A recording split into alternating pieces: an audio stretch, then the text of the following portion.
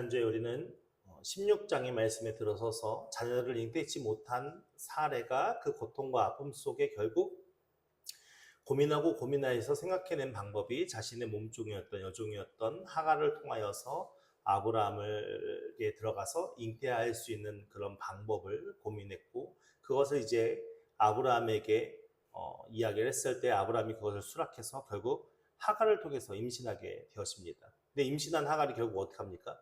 자신의 주인이었던 사례를 멸시하는 상황이 벌어지고, 그것으로 인해 고통받던 사례가 이제 화가 나서 아브라함에게 하소연을 하죠. 이제 아브라함이 어떻게 반응합니까?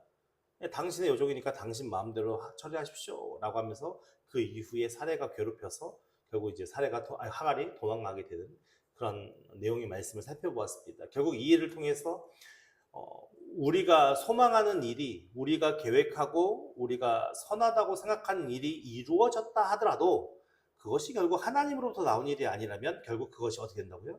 도로 우리에게 고통으로 다가올 수 있다라는 것을 말씀 통해 확인해 봅니다. 그러니까 결국 하나님께서 하시는 일이 우리를 통하여 성취가 되어질 때 그것이 우리에게 은혜의 일이고 우리에게 좋은 일이고 우리에게 평안한 일로 다가오는 것이지, 우리가 생각하는 선한 일, 우리가 생각하는 옳은 일, 우리가 생각하는 좋은 일, 내가 소망하는 일이 이루어진다 해서 그것이 무조건 우리에게 유익하냐? 그렇지 않을 수도 있다라는 것을 우리가 말씀 통해 확인해 봅니다.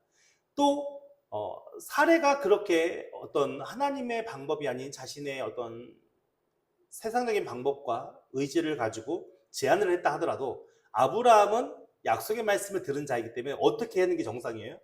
사례를 설득하는 게 정상인데 결국 아브라함도 어떡합니까? 그것을 받아들이게 되잖아요. 그러니까 죄라는 것이 실질적으로 우리가 세상을 살아갈 때 많은 유혹의 일들이 우리에게 다가올 수 있고 많은 제안들이 우리에게 다가올 수 있지만 결국은 무엇이 중요하냐?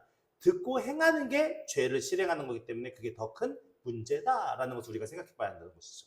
그러니까 우리가 많은 제안과 많은 일들이 우리 선택의 어떤 과정들 속에 놓여졌을 때 우리는 과연 어떤 기준과 어떤 것을 관점으로 기준으로 삼아서 우리가 선택해야 되느냐가 매우 중요한데, 우리는 대부분 어떻습니까?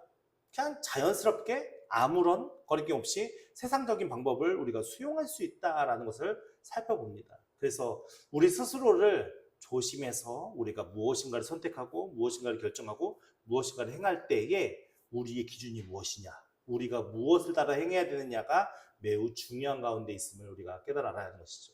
결국 이 사례와 사례의 잘못된 조언과 그것을 이행했던 아브라함으로 인해서 하갈이 임신하게 되었고, 그 하갈은 이제 사례의 이제 괴롭힘으로 인해서 도망가게 되었고, 이제 도망가게 된 하갈이 어떻게 하나님께서 은혜를 부어주신지의 장면이 이제 오늘 말씀인데요.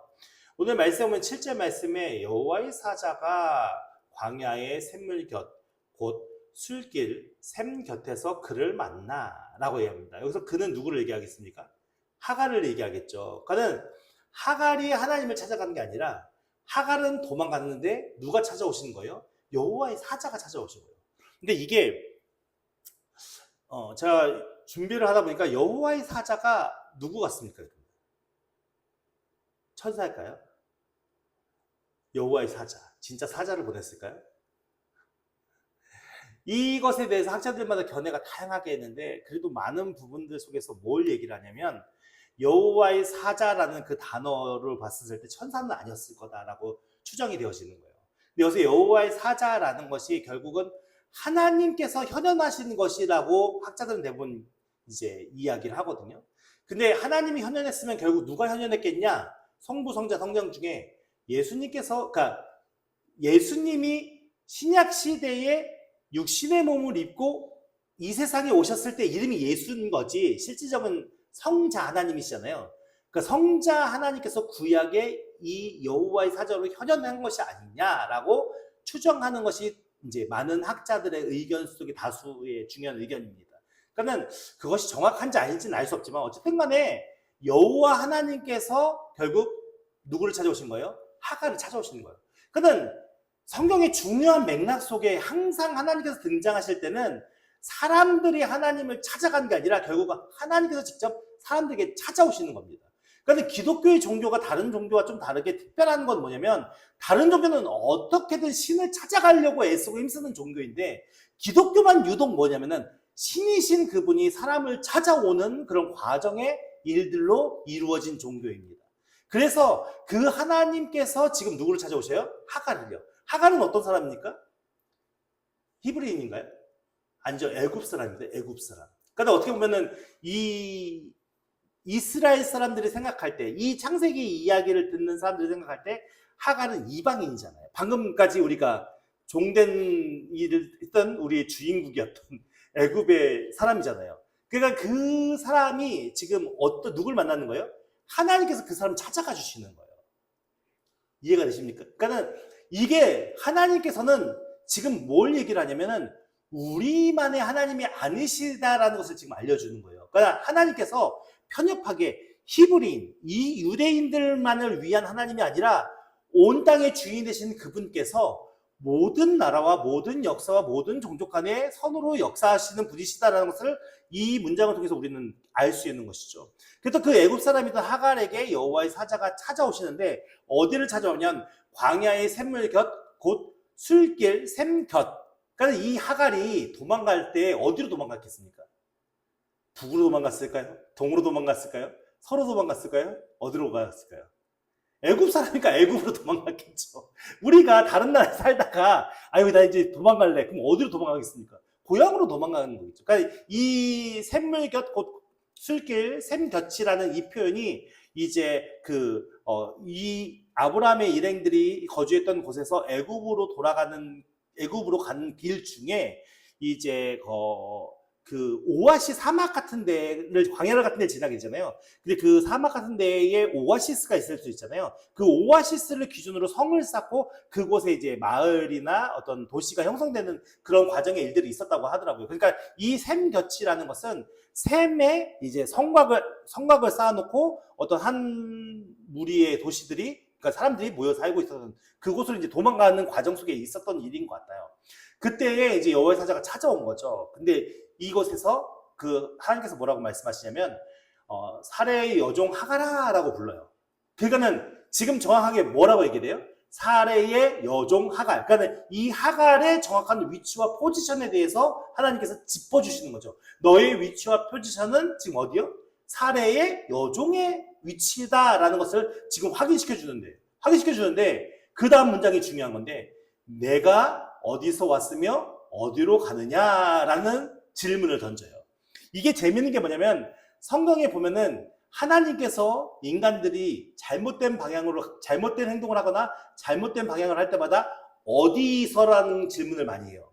첫 번째가 어디 나오죠? 아담이 범죄하고 숨었을 때 아담아 내가 어디 있느냐라고 얘기를 하잖아요. 그죠? 그리고 가인이 아벨을 죽였을 때 가인에게 뭐라 합니까? 내 아우가 어디 있느냐라고 얘기하잖아요. 그 어디라는 그것을 통해서 하나님께서는 우리에게 뭘 말씀해 주시는 거냐면 우리가 무엇이 잘못되어지는지를 생각하게 하시는 거예요. 원래 아담의 포지션은 어디에 있어야 되는 거예요? 에덴 동산을 다스리는 곳에 있는 거예요. 근데 지금 아담이 그곳에 있습니까? 없습니까? 없어요. 왜 없게 되어졌죠? 잘못을 했으니까. 그러니까 내가 어디 있느냐라는 그 질문에 아담은 어떻게 반응했어야 돼요? 내가 잘못했습니다라고 하나님의 뜻과 말씀을 어겨 선악과를 먹었습니다라고 반응해서 나오는 게 그게 바른 방향이겠죠. 그냥 가인가 보시죠. 가인도 내 아우 아벨이 어디 있느냐라고 질문하는 그 질문은 하나님께서 무엇을 아시는 거예요? 가인이 아벨을 죽인 걸 아신 거거든요. 그러니까 내 아우 아벨이 어디 있느냐라는 그 질문을 통해서 가인이 행해야 할 행동은 무엇입니까? 하나님 내가 이렇게 화가 나서 분을 참지 못하여 내 아우를 죽였습니다. 잘못했습니다. 라고 돌아오기를 바라는 마음으로 내가 어디 있느냐라는 질문을 던지는 거예요. 근데 지금 보십시오. 하갈에도 똑같이 뭐라고 명령합니까? 내가 어디서 왔으며 어디에 있느냐라는 이 말씀은 결국 하갈이 있어야 할 위치는 어디라는 겁니까? 사레에게 있어야 한다는 것을 알려주시니까 간접적으로 그것에 대해서 상기시켜 주는 겁니다. 그러면서 이제 하갈이 뭐라고 대답하냐면 그가 이르되 나는 내 여주인 사레를 피하여 도망하였나이다 라고 이제 하나님의 여호와의 사자에게 이야기를 하거든요. 원래는 어떻게 얘기해야 정상일까요? 여러분들 어떻게 얘기할 것 같아요? 여러분들? 원래라면 내 여주인 사레가 나를 괴롭힘으로 내가 피하여 도망갔습니다 라고 얘기해 정상이잖아요. 그쵸? 지금 정확한 상황은 사례가 자기를 괴롭혀서 그게 힘들어서 지금 도망가는 상황이잖아요. 그 하나님 앞에 하나님이 내가 어디서 왔으면 어디로 갔느냐라고 이제 질문했을 때 마음속에 사례에 대한 안 좋은 감정들이 있었을 거 아니에요. 그러면 사실은 어떻게 얘기하는 게 정상이에요? 사례가 괴롭혀가지고 지금 내가 도망가고 있는데요 라고 얘기하는 게 정상이잖아요. 근데 지금 하갈은 뭐라고 표현하고 있냐면 내 여주인 사례를 피하여 도망하나이다 라고 얘기를 해요. 그러니까 이것을 통해서 학자들이 뭐라고 추정을 하냐면은 사례가 하갈을 괴롭히는 것에 대해서 하갈이 알았을까요? 몰랐을까요? 왜 괴롭혔을 거라는 것에 대해서 알았죠. 뭐가 먼저입니까?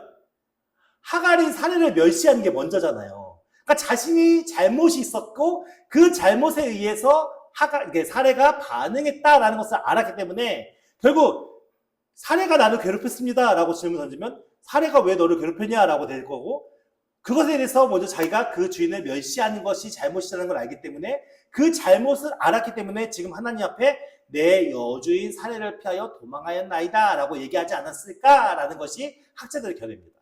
그러니까 지금 이 하갈의 마음속에는 뭘 알고 있어요? 자신의 잘못이 무엇인지를 알고 있는 상황 속에 그 하나님과의 대화를 이어나가는 것이죠. 그러면서 9절 말씀에 보면 여호와의 사자가 그에게 이르되 내 여주인에게로 돌아가서 그 수하에 복종하라 라고 명령을 내려줍니다. 그 하나님의 방법은 우리의 관계 안에서 어그러지고 무너지는 관계가 단절과 피함으로 인하여서 회복되어진다고 얘기하지 않아요. 대부분의 성경이 나오는 거의 대부분의 인간관계 속에서 이게 역사적인 이야기이기도 하고 인간의 삶의 이야기이기도 하잖아요, 성경이.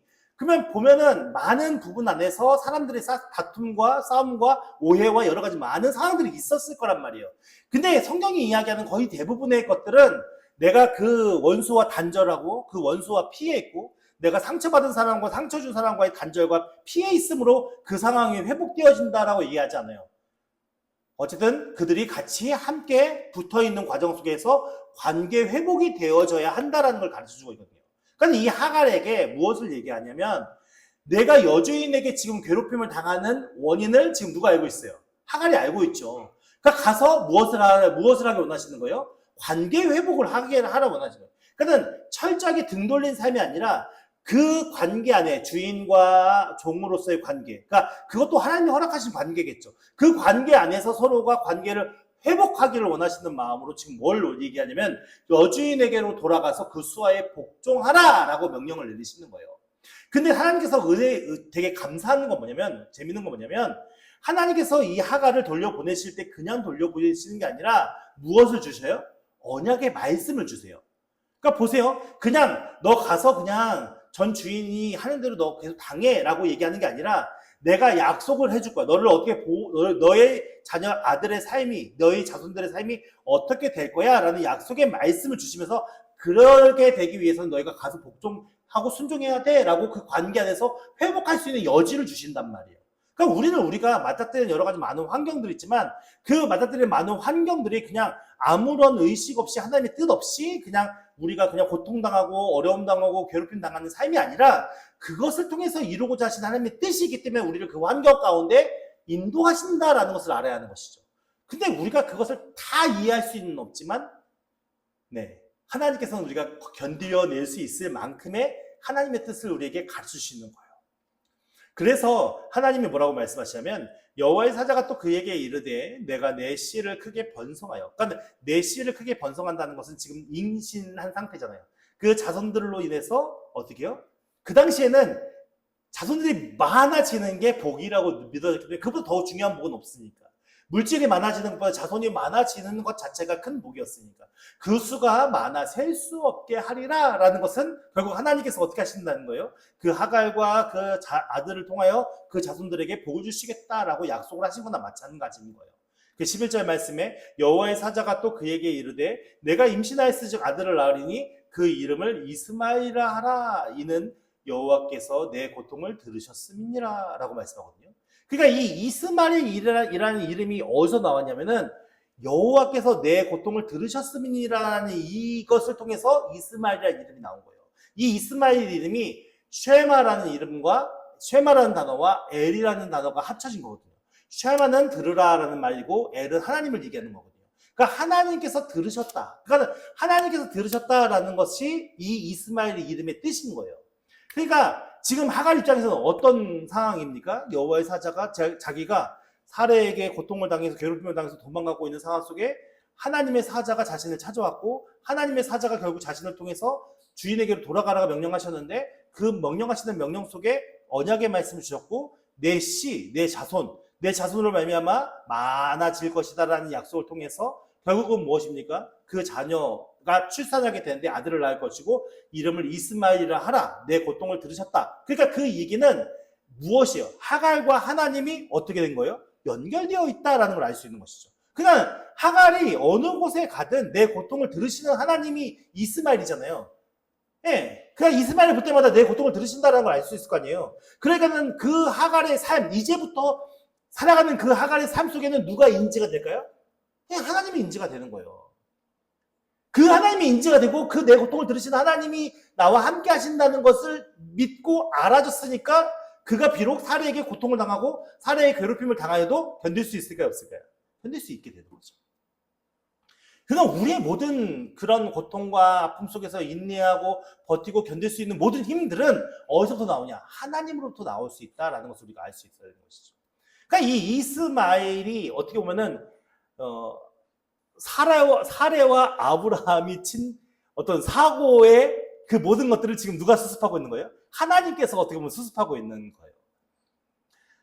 그러면서 12절 말씀에 그 이스마엘의 후손들이 어떻게 될 것이냐 예언을 하냐면 그가 사람 중에 들나귀 같이 되리니 이 들나귀가 오늘날 우리가 나귀라고 생각했을 때 집에서 길리어진 그런 나귀, 그러니까 말을 잘 듣는 그런 나귀 이렇게 생각하는데 이 팔레스타인 지역에는 다리 빠른 야생 나귀들이 많이 있었다고 해요. 그러니까 그렇게 막 돌아다니는 것을 얘기하는 거죠.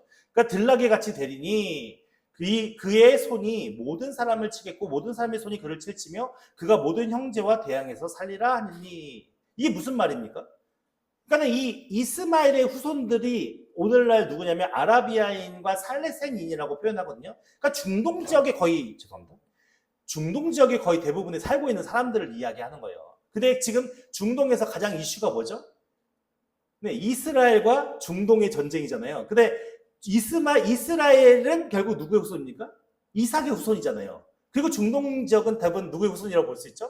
네, 이스마엘 후손이라고 볼 수 있죠. 왜냐면 이 이스마엘이 중동 사람들에게도 중요하지만 종교적으로 봤을 때 이슬람교에서도 이스마엘이 중요한 사람이거든요. 그러니까 이슬람교에서도 아브라함이 그들의 믿음의 조상이라고 얘기를 할 때 그 아브라함을 통해서 이삭을 통한 유대교가 생겨났다면 이스마엘을 통한 이슬람교가 생겨났다고 생각하고 그리고 무하마드도 이 이스마엘의 후손이라고 믿거든요.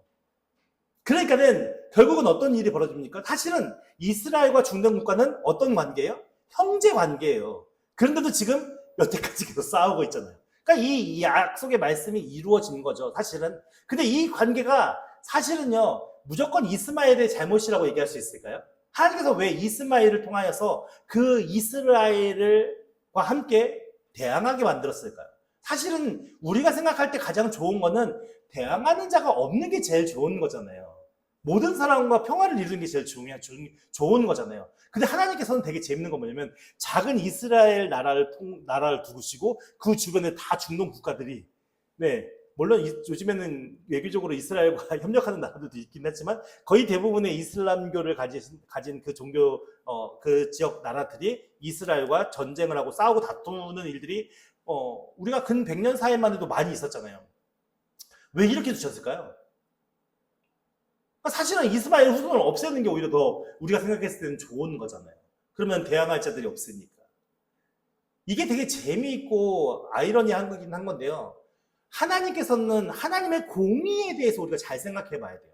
하나님의 공의는 내 자식이니까 무조건 잘 돼야 돼. 이게 아니라는 거예요.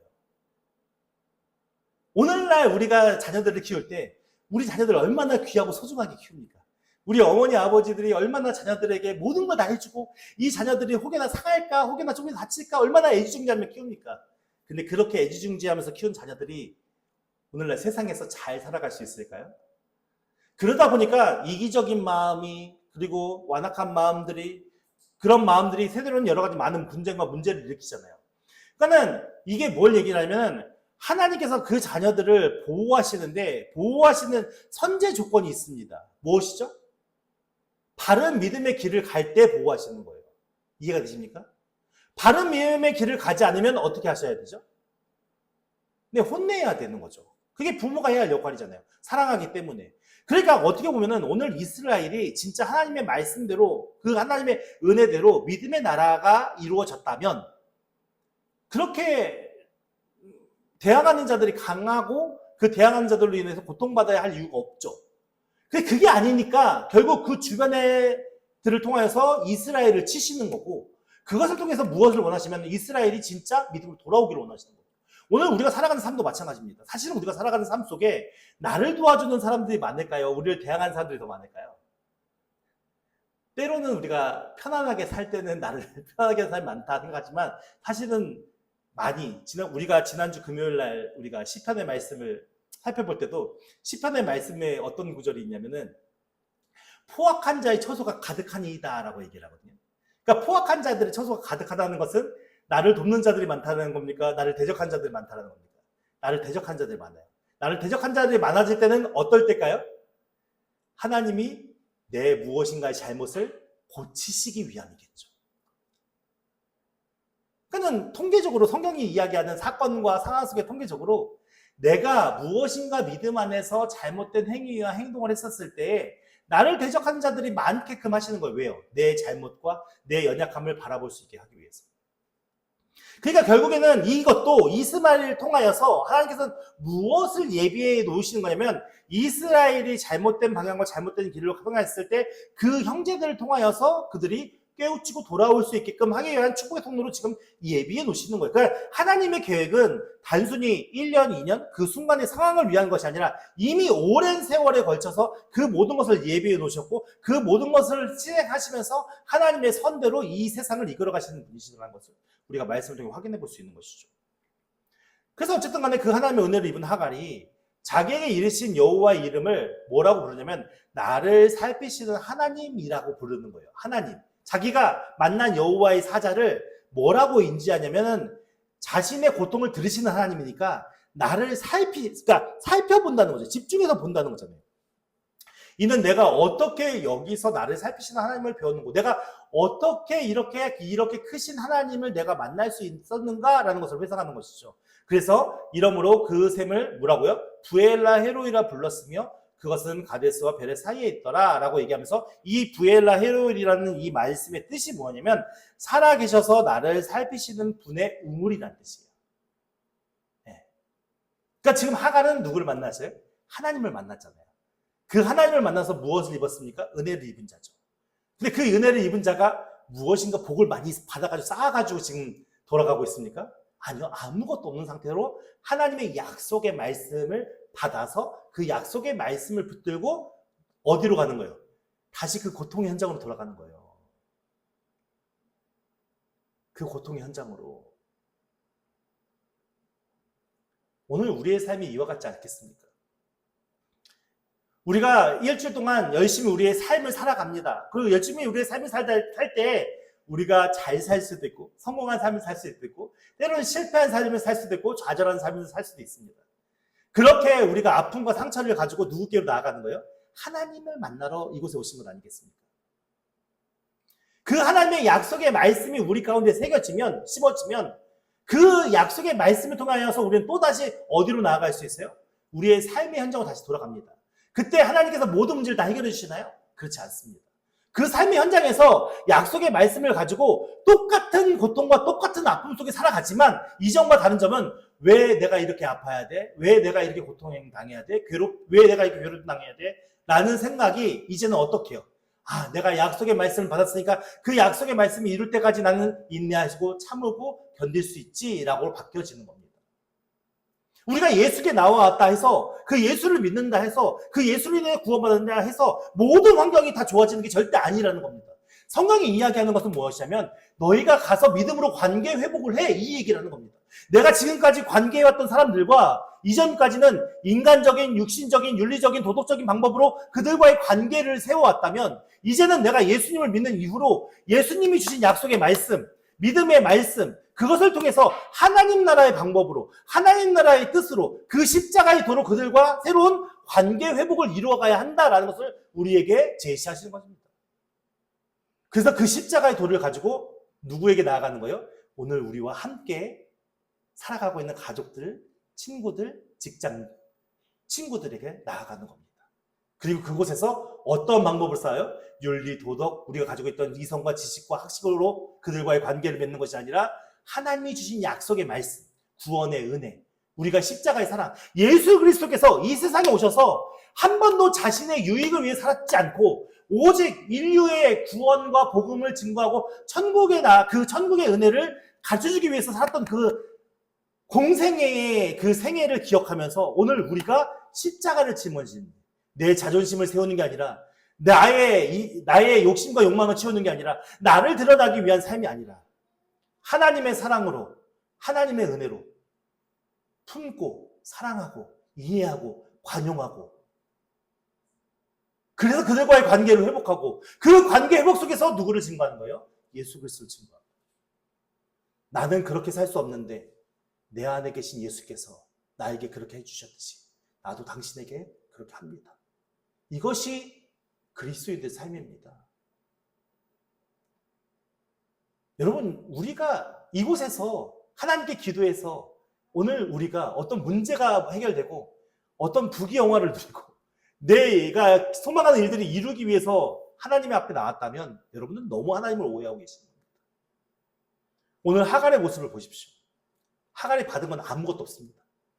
단지 약속의 말씀을 듣고 사라에게 다시 돌아가서 새로운 관계를 세워가는 겁니다. 그 관계는 이전과의 관계는 전혀 다른 관계일 겁니다.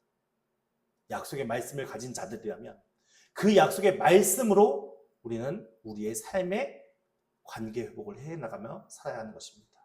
오늘 저와 여러분들에게 이 사명이 있음을 깨닫는 은혜가 있기를 예수님을 축원드립니다. 비록 그 관계의 싸움이 너무 지치고 너무 힘들고 너무 괴로운 것이지만 우리 안에 누가 계십니까? 여호와 하나님 계시지 않습니까? 그 하나님의 성령께서 계시지 않습니까? 그 예수 그리스도께서 계시지 않겠습니까?